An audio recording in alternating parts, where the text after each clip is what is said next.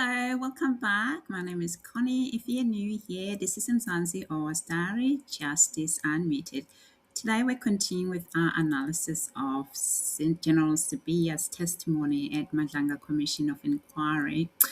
So this episode we're going to look at the PKT, which is a disbandment of the political killing task team by Senzo.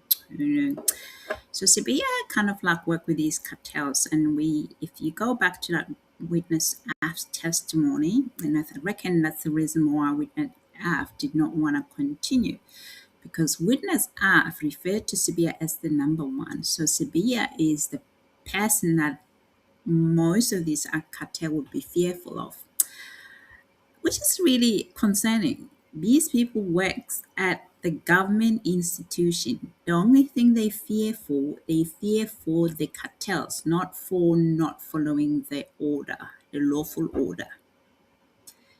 Yeah.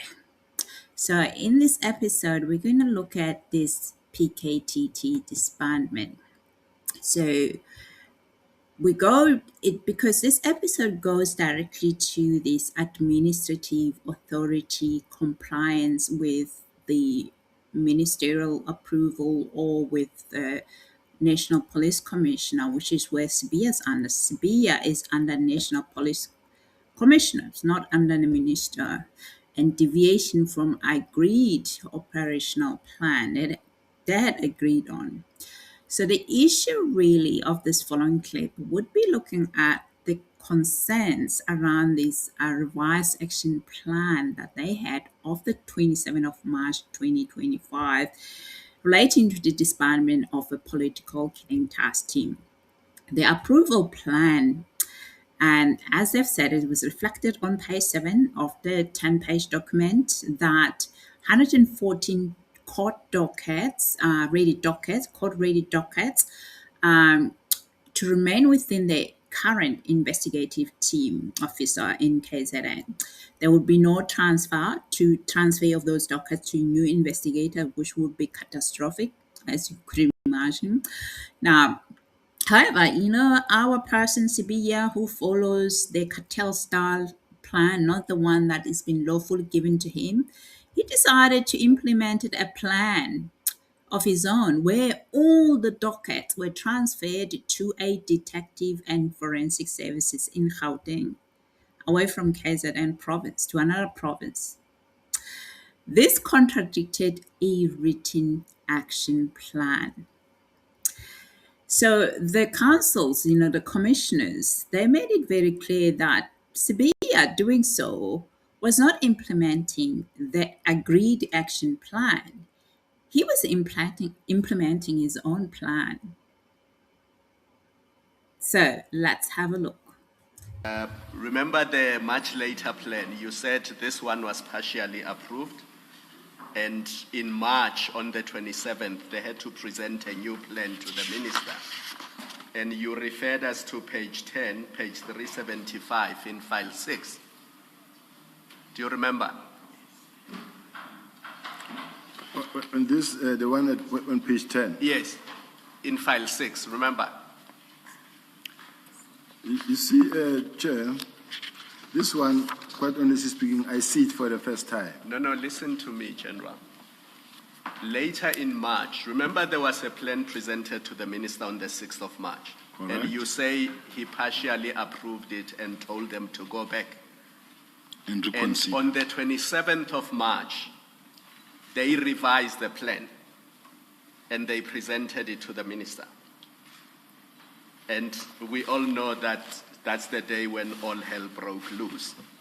But the point being made is that on page 7 of that 10-page document, on 372, that entry remains that the 114 dockets that are on the court roll will remain with the current investigating officers. So just to make it clear, it's not new investigating officers. It's the same investigating officers. And the point Commissioner Baloyi is making is that you were not implementing this plan. You were implementing your own plan, because your own plan was that all dockets must come to detective and forensic services. So you can't say you were implementing General Khumalo and General Masemula's action plan, because their action plan did not contemplate court-going dockets being taken from the current investigating officers. And you can read it for yourself. That's what it says.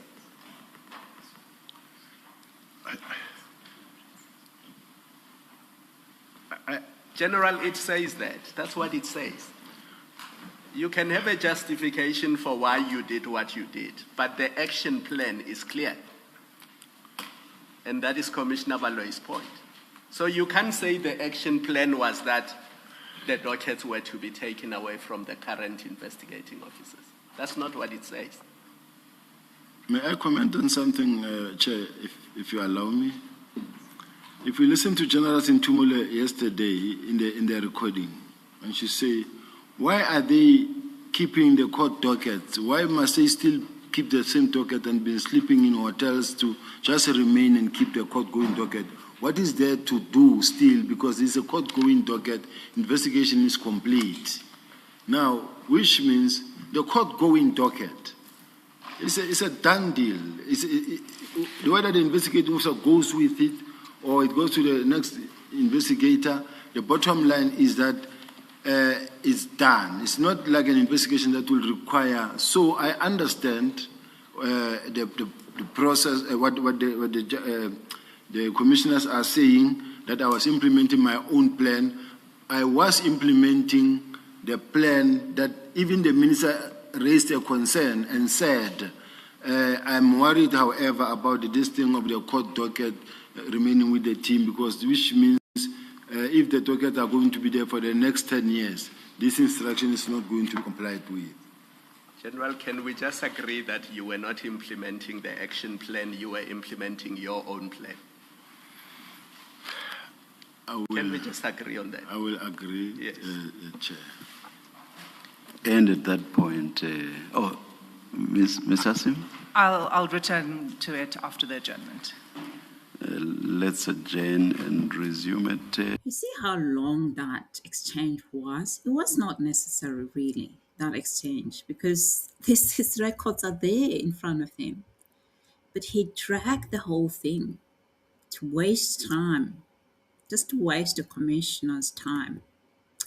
So in the end, he had to agree. That was a concession. So that in inquiry proceedings, such a concession that you've just listened to weakens his credibility. It usually weakens someone's credibility. It confirms the deviation. It removes the ambiguity about interpretation.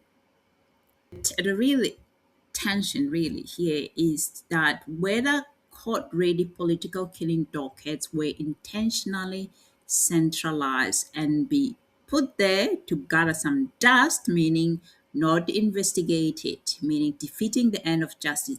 One of the main charges against Sibiya, General Sibiya, is the defeating end of justice, because there were court documents that were ready to go to court that now had to be halted. That itself is absolutely a tragedy. It's a tragedy. Yes, so which cases were affected? Of course, Commissioner will look into that. Whether operational control was being consolidated.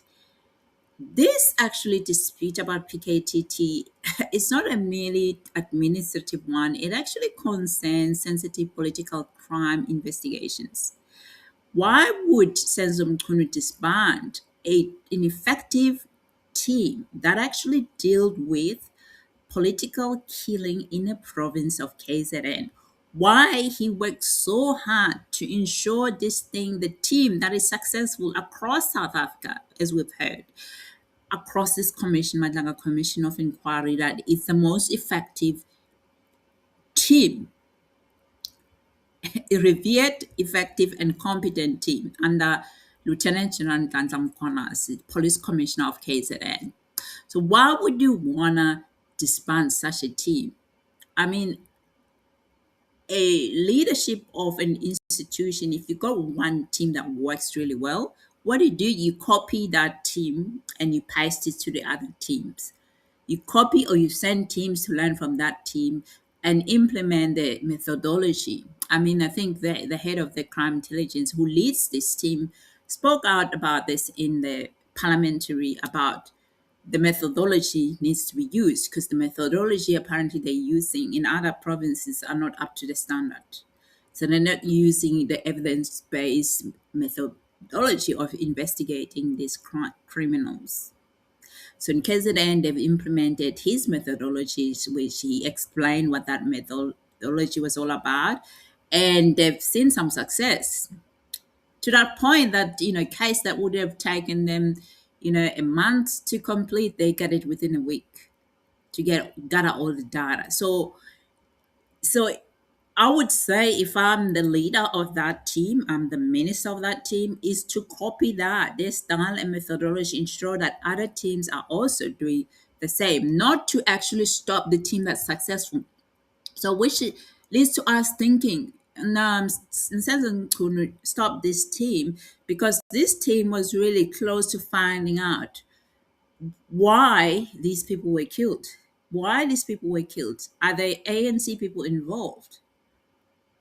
Are they close enough to finding out the relationship between Senzo Mkhunu and these cartels? Which we've had some WhatsApp that suggested there could be some relationship there.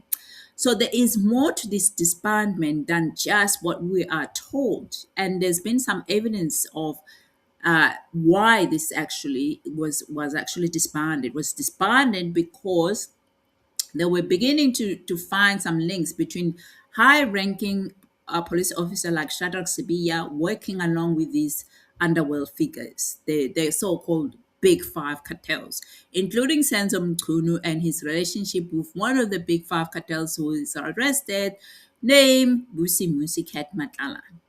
So that also could be there, but it also could be there is also some criminality within the ANC there, including up to the president, that they do not want this team to find out. They were nearly there to find out. Now we got to stop them. We have to stop them. Disband immediately. Holy crap. They're gonna regret that now. Seriously, now they're regretting that. They're regretting that. Why did we say disband immediately? Why didn't we say slow? Why did I send that letter on the 31st of December 2024 when South Africans were busy, joining and partying for the new year? Now look where we are.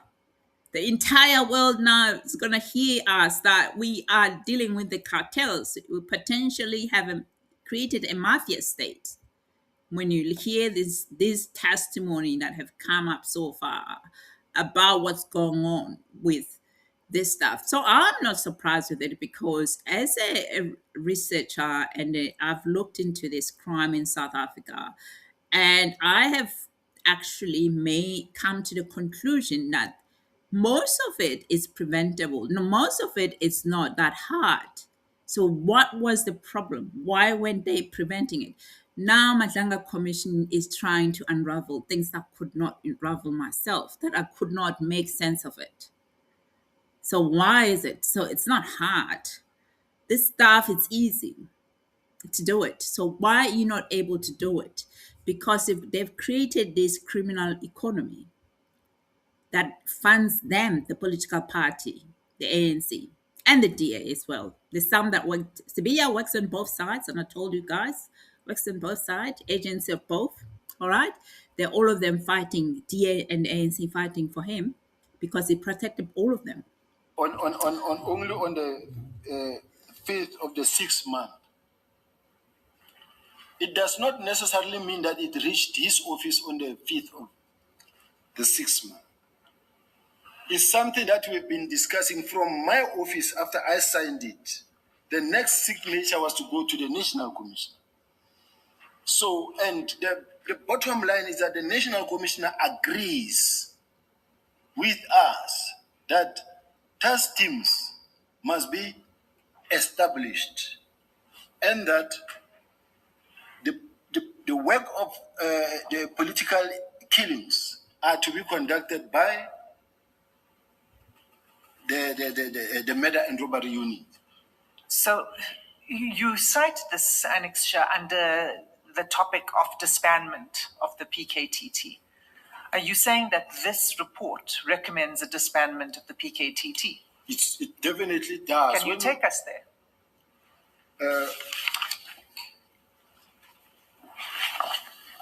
You will see that the report doesn't. So he's trying to conflate the unit and the task team.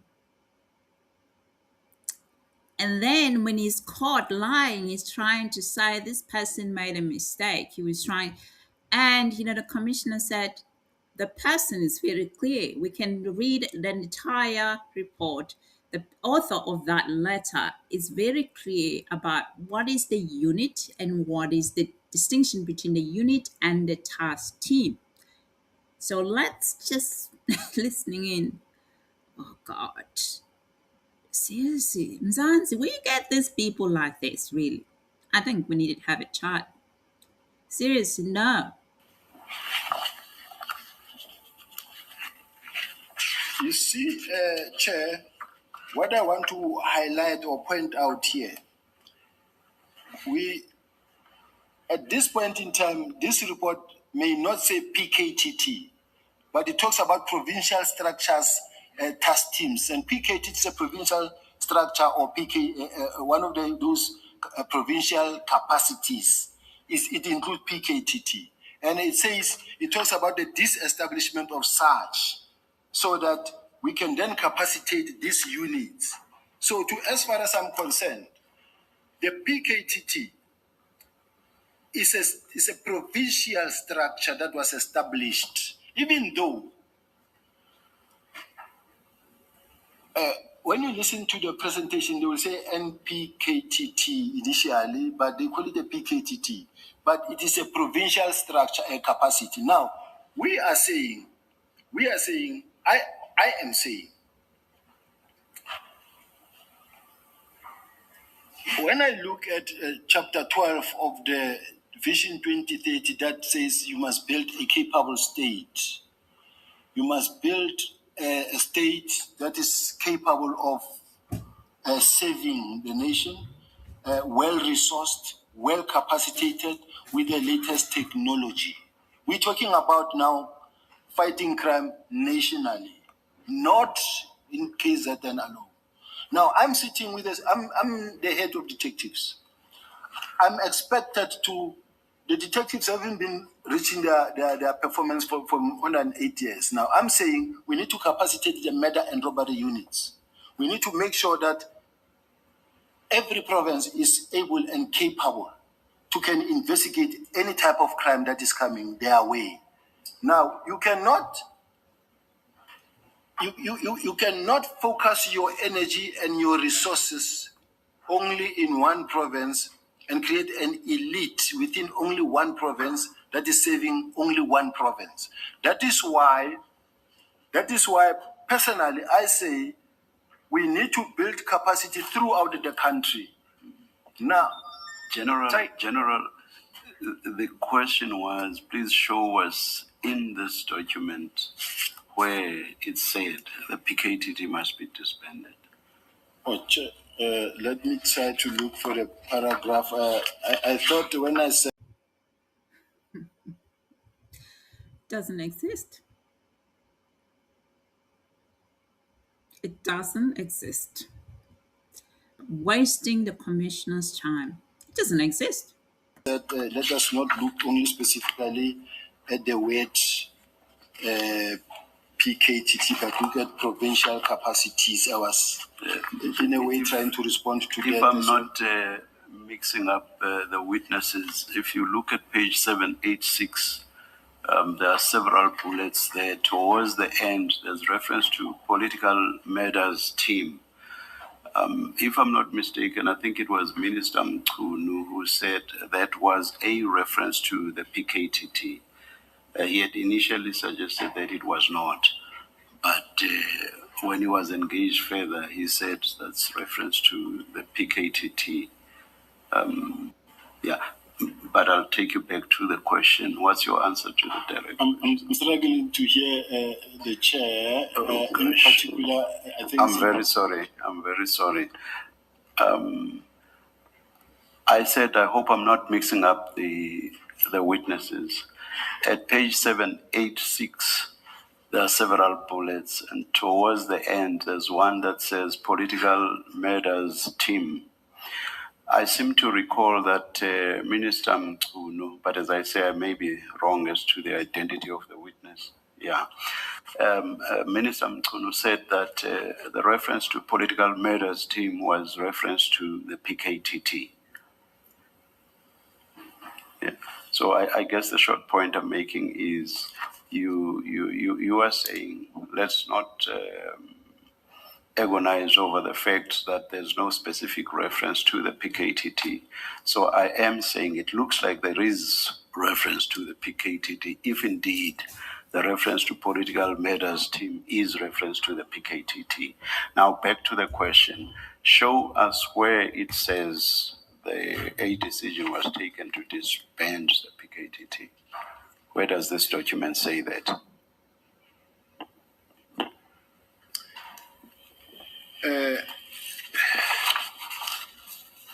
Chair, so that I don't spend time going up and down, am I allowed to read the paragraphs so that I will come across the paragraph that I want to refer to? Because I can, let's say... It's a long document. I have no idea which paragraphs you are referring to. But I will tell you this so long. Of course, you don't have to depend on what Minister Mkhwanazi said. But when Minister Mkhwanazi was engaged on that same subject, in the end, I think he accepted that what was recommended was a review, not disbandment. All right. Let's go to page 796. Paragraph 8.11.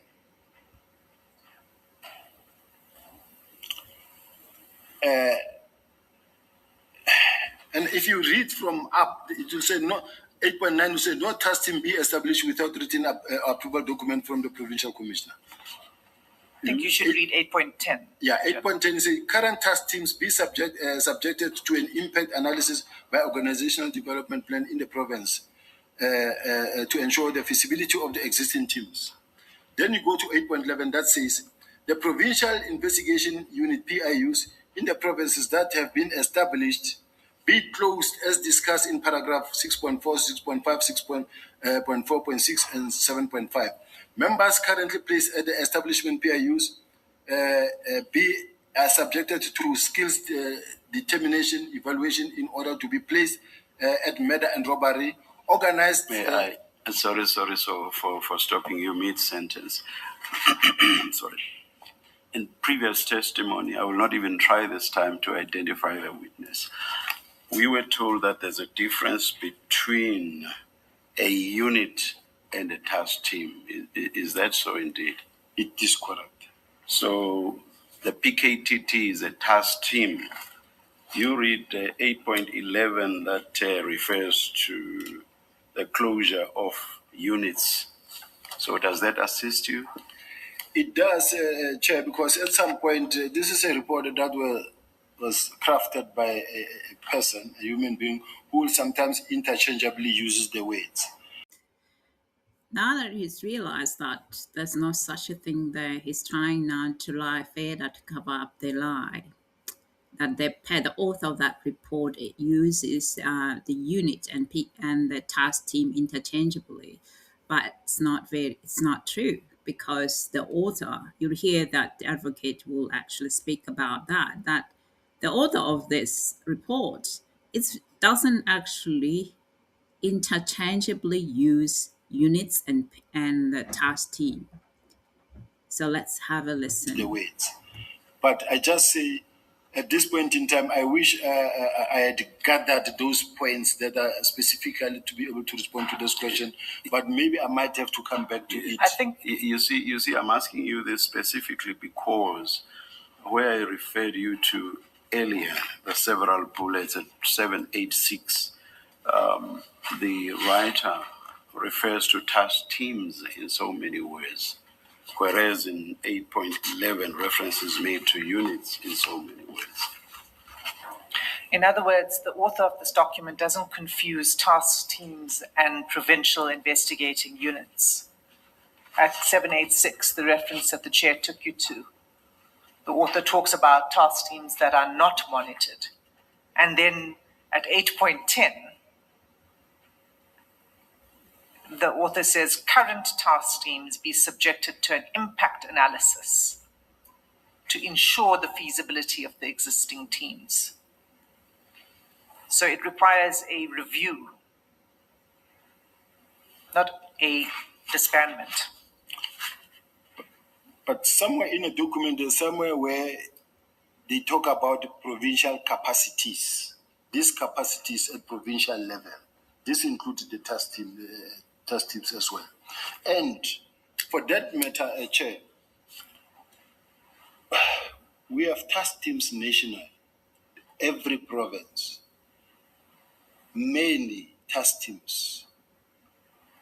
They get established, and when they have performed their duties and they are satisfied, it gets disbanded. It doesn't proceed to continue on an unending basis. That's a different point. That's a different point. What Mr. Sim is trying to establish is where it's said that the PKTT must be disbanded.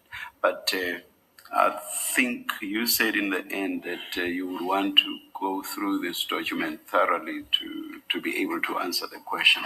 I think in the interest of time, we should move on. Thank you. Yes.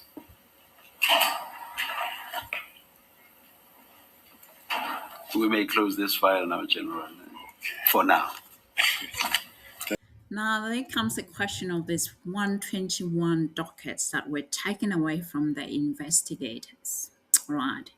So, removing these dockets from the task team, political killing task team, the number of the dockets, according to Sibiya, were really small dockets, small numbers, really. This is not a minor difference here. It goes to the operational integrity and the chain of custody control, this video you're about to see. Why the number of dockets matters. So in criminal investigations, as I was doing my research, a docket is not a file. It's not like 121 files. It actually contains statements, it contains forensic reports, affidavit, evidence registry, and investigative diaries. So if there were 121 dockets, that implies either 121 separate case files or consolidated investigation with multiple related case streams. Calling that a small number would be difficult to justify in a serious organized crime or corruption matters. So in South African Police Services procedural terms, 121 dockets is administratively significant, and voluminous, as is suggested by the advocate Hassim, suggests very complex, multiple accused, or multi-transactional investigation. So moving them affects continuity. The continuity, the oversight, evidentiary integrity. So Sibiya, I still wonder how he came here. But then I was told by MKP that he did not meet he failed the police competency to be where he is. Through this corruption, he ended up there. So that proves that he's not competent at all if he thinks this thing it's a minor issue. It's not a minor issue, Sibiya. It's definitely not a minor issue when you're dealing with victims of crime. Which, can you just be specific, when he rejected the dockets, when? When immediately after these dockets, there was a handing over. And they then called him and said, we are bringing the dockets. And he rejected them. That is the beginning of the problem. You mean after they were taken to the head office? Yes. Okay, and we will come there. For now, what I'm trying to establish with you is that your instructions are repeatedly deliver all of the evidence in these cases under the control of the PKTT, deliver it to General Sentumule. Let's not use the word deliver it to General Sentumule. Oh, transfer. Sorry, you use the word transfer. Yes. Transfer to General Sentumule. This thing is very simple, Chair. If this authority is no longer with this minister but must go to this other minister.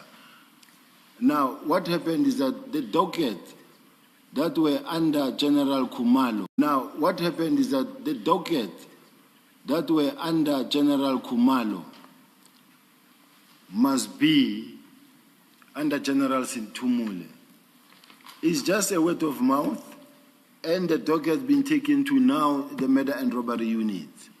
It's not something that this really should be complicated or take too long or affect any service delivery, even though there was that in between this delay, service delivery was of course affected. But within the short period that I specifically gave, it was not supposed to be a major interruption or an interruption at all, because a week or 7 days should not be regarded as an interruption, because it does happen that a docket goes by for more than a week without being investigated. So Sibiya is actually trying to downplay the scale of this 121 dockets that were removed from the investigators. And others cases were ready to go to court. So he's downplaying it to avoid perception of interference. He's trying to have this different definition of what constitutes a docket. And also, he's very hard attempting to reframe a structural decision as a routine, as saying, oh, well, no, sometimes they can stay there for more than a week. It's normal. No worries. The critical issue here for Sibiya is the control of investigations involving political sensitive matters. Was it 121 a small number? Did this transfer materially affect investigative independency or prosecutorial progression? Which in this clip you'll hear how long they were just sitting there, and it took about 7 to 10 days. 10 days. I think 10 days to actually just try to enter all of them into a computer system. Here, no investigation took place during this period.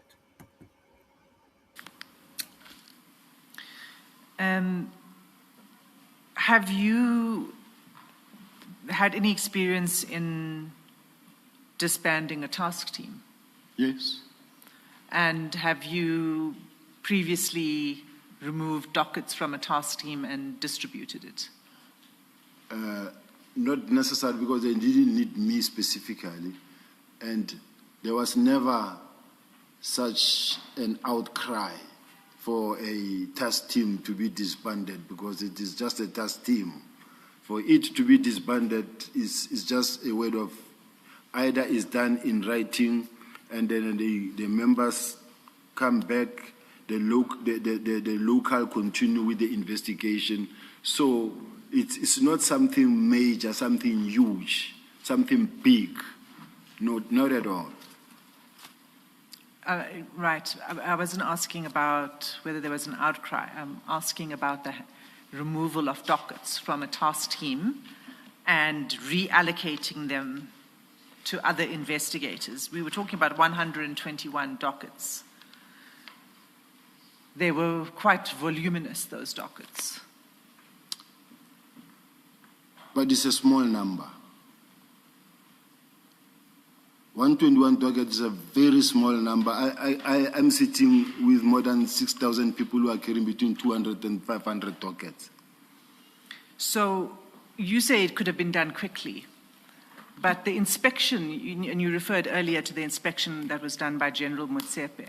General Motsepe says that the time it took just to do an inspection was from 19 May to 30 May. That's the time period doing the inspection. Do you recall that? I don't, but I'll take it. And I mean, and you would agree that there's a difference between inspection and investigation, correct? Yes. So in that period of time, all they were doing Was your answer yes, General? You whispered. It is a yes, Chair. I'm sorry. Thank you. and in that period of time, the inspection, according to, in fact, if I'll just refer you to what General Motsepe said, it might be easier.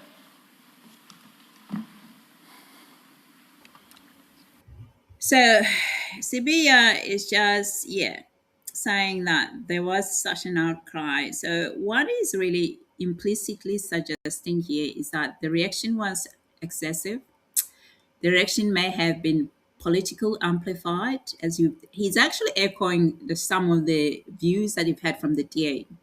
Okay, the reaction may not have been proportionate to the actual facts. To say that Madlanga Commission should have come to the ad hoc committee, to the parliament, where he had been and had said all the stuff. Nobody took this stuff seriously until he had that press conference on the 6th of July last 2025. So he's echoing that language to frame the police commissioner of KZN, who is one of the prominent voices to actually raise the alarm around this issue. He's trying to shift the narrative from being a serious procedural concern, which all of us thought it was it was meant to be a serious procedural concern, to public hysteria. He frames it as a public hysteria and overreaction. This is it's a classic reputational containment strategy. What he's doing here is just reputational containment strategy that he's trying to employ. So he's really not debating whether or not removing the 121 dockets was appropriate. No, he's not really debating that whether or not removing 121 dockets was appropriate, whether a chain of command was breached, whether investigative integrity was affected. The focus becomes the reaction to the action. That reframes scrutiny as the noise. This is that political administrative dispute whereby people use a language, soft delegitimization language, a soft delegitimization tactic language, critique the response instead of defending the decision in details. Why this is so important and matters. So even the Police Commissioner of KZN, Madlanga Mkhwanazi's concern was about interference, was about undermining investigations, was about procedural irregularity, then describing it as an outcry diminish it rhetorically. Its subtle, position Mkhwanazi as emotional, reactive, dramatic, which is something that if you listen to the DI MPs, they use language like this when they describe July 6th and some of the ANC, rather than actually procedural and principled. They tried so many hard since July 6th to not to look at this as from principles perspective to emotional, reactive, coup loading, where it's like coup loading kind of strategy. Yet delegitimization of the Content. See, in institutional conflicts, language like this often signals internal turf war, competing authority structure, disputes over operational control. So, yes, it can function as a jab without being overtly confrontational. It's deniable but pointed. This issue about Sibiya and the 221 dockets. My concerns that when 121 voluminous dockets are described as small number and public concern is framed as an outcry, the real issue isn't emotion, the real issue is accountability. You all haven't been accountable to South Africans, all of you. Politicians, people in public office, you haven't been accountable. You haven't been held accountable. If you were, you would behave differently.